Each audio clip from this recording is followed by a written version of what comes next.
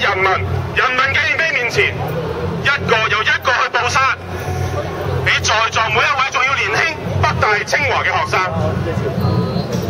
我知道從嗰一日開始，我同呢個國家嘅緣分唔會再分開。90年代，同樣喺中山先生嘅母校皇仁書院，我讀緊中學。當時掀起咗另一次嘅保衞釣魚台運動。我哋香港嘅陳毓祥先生亦都係釣魚台海嚟。今時今日，釣魚台仲喺日本人嘅手上，但係咁樣唔緊要。